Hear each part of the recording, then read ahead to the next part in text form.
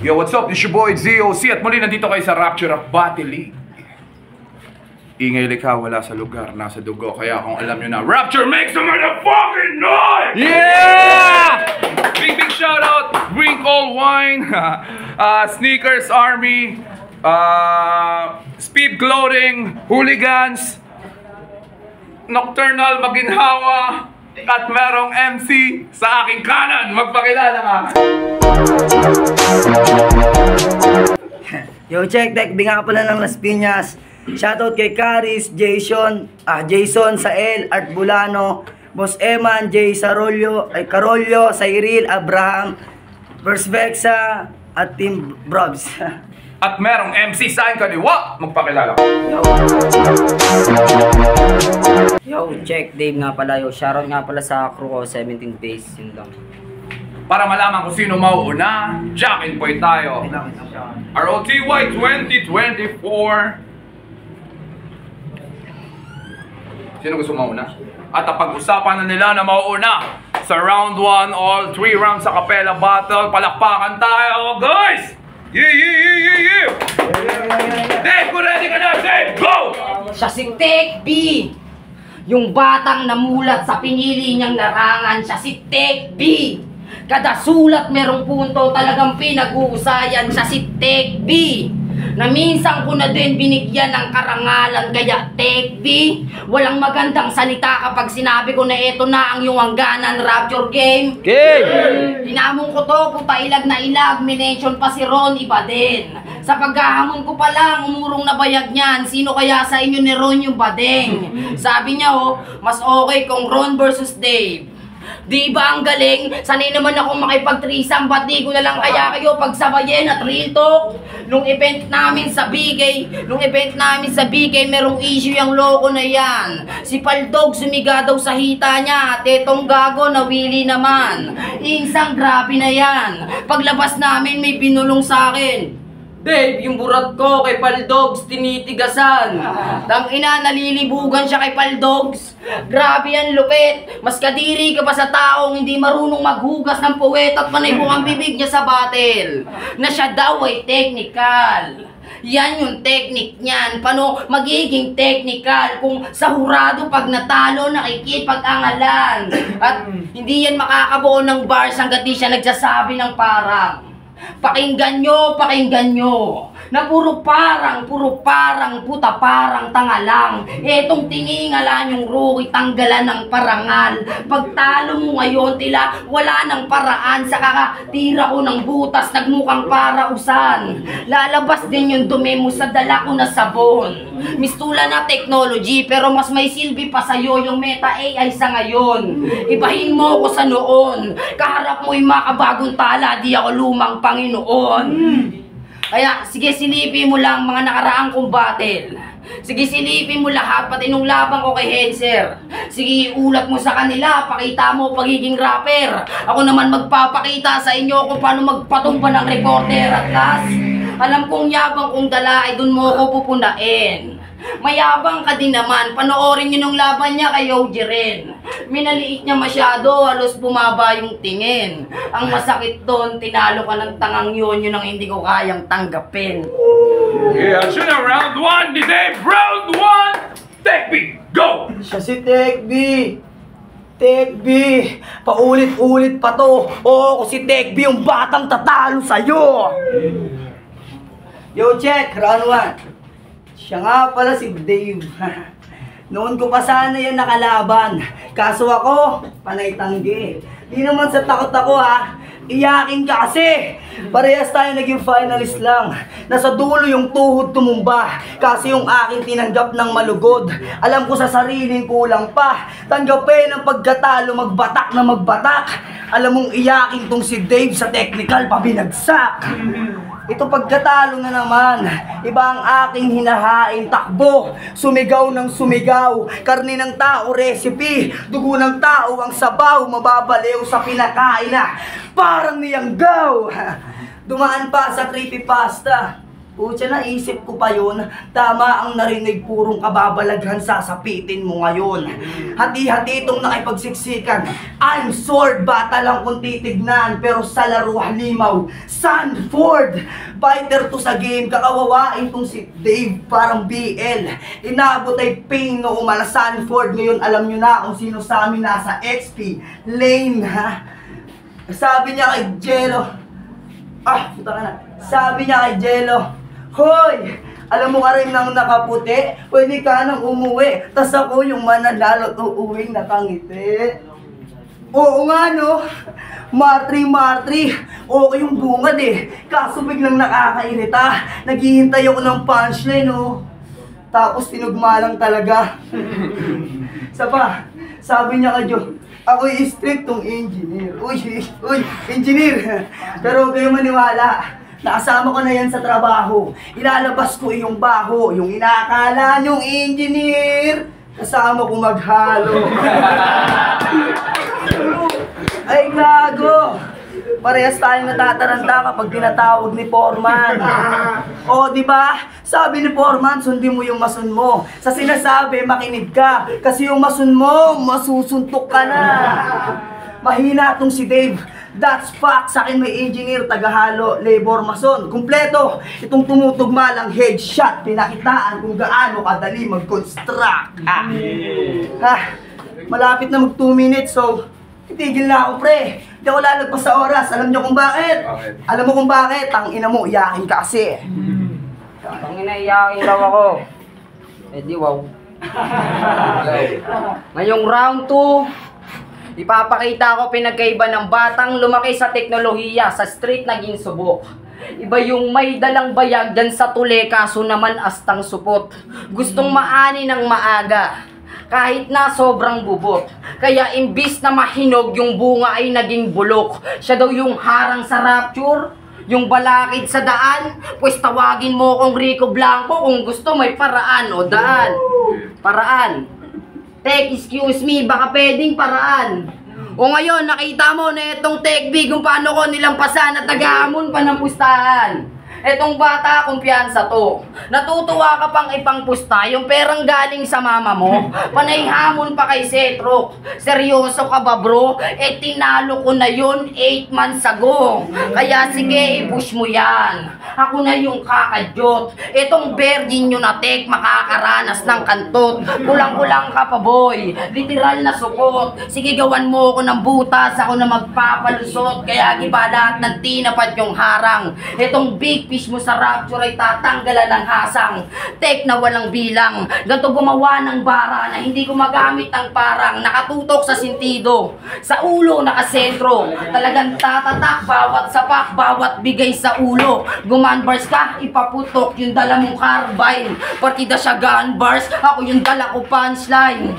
Pinasyasi sa Ul Sanchez na tinapat mo kay Casimero. Biruin mo, kailangan ko pang magbawas para makalaban siya sa duelo. Kaya ngayon sa timbangan, tinan mo yung lalabas na rate. Sobrang bigat pa naman, ayan tuloy nag-overweight. Bibigyan ko ng break itong maninilip ng pass. Itong rookie of the year, ilalagay ko na sa last. Si Doc yung bagong direktor, kayo yung bagong mga kasa ko, yung kontrabidang uubos sa inyo sa nilikha mong palabas.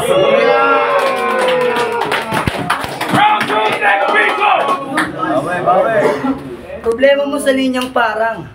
Bobo ka ba? Ang salitang parang ay pagkukumpara. Nilagpasan kita, ang dali lang. Kaya kitang balik-balikan. Tanginang maisik lang yun. Ayop ka. Yo, check round 2. Tanga-tanga to, gago to eh. Hindi na. May combo kami yan. Ganito usapan namin. Sabi niya, ganito na lang.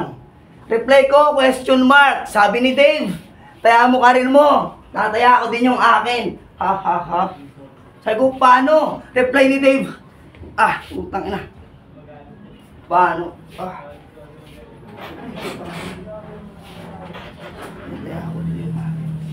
Utang ina, mali na yung screenshot ko.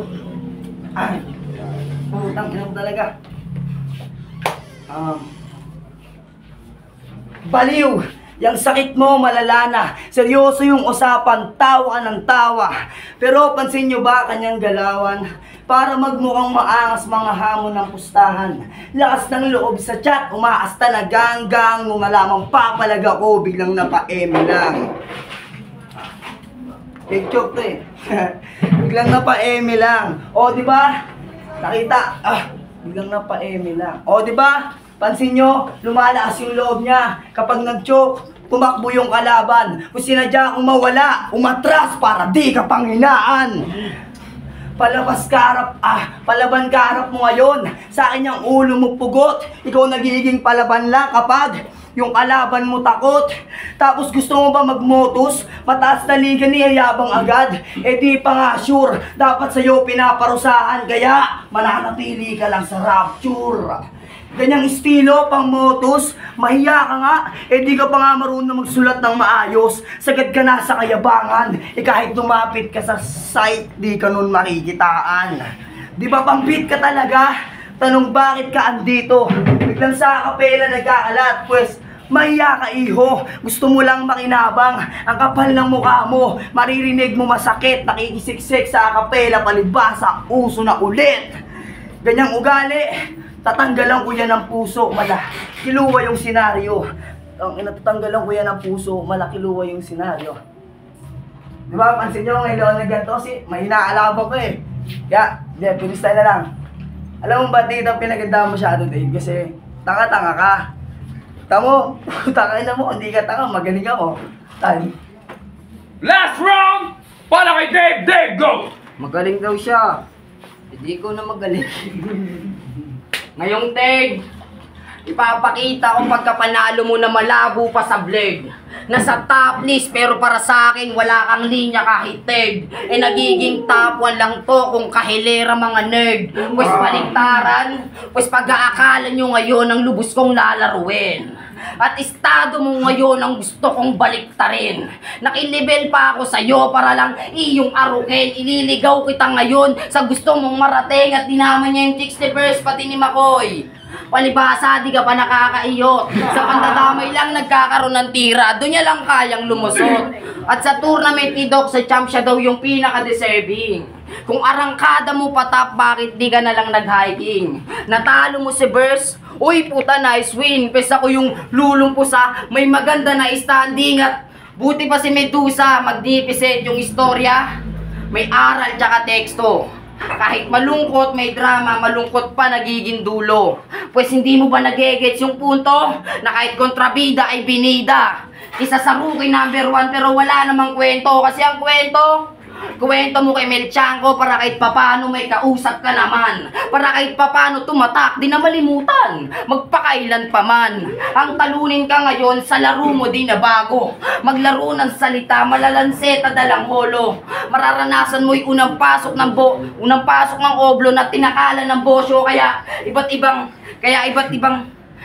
ibang sapak habang humihimas ka sa reyas. Ano walang hanggang inaabuso, ano hindi na bato patas. Ngayon ano ang pakiramdam ng hindi pumaparehas? Bilanggo ka sa aking kulungan, ngayon mo subukang makatakas. Ibabaon sa pigate, umiiyak yang matutulog. Ipapamulat ng gising sa'yo at tunay na bangungot. Ang wasakin ka ngayon sa'yo ay may malaki na dulot. Itong rookie number 1, pabigting iaangat sa rurok at sasabihan ako ng mahina netong pumilib din sa akin.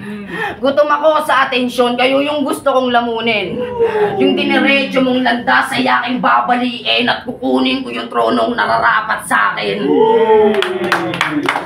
Last round, take me, go!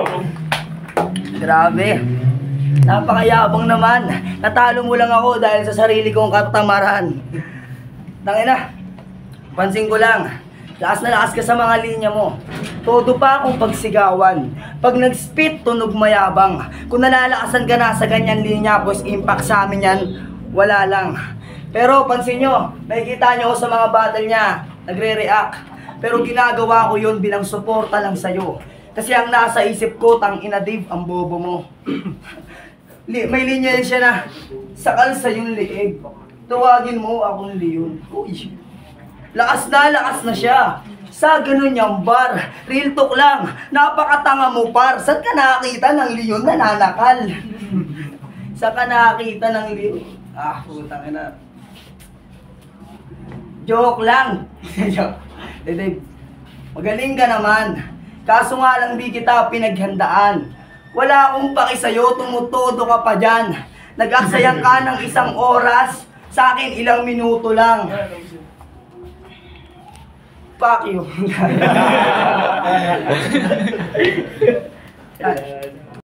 At yun, napag-usapan na ng 5 hurado. Meron tayong botong 5-0 at ang nanalo sa laban na to. Palakpakan tayo para kay Dave! Yeah! Shout out guys! Shout out!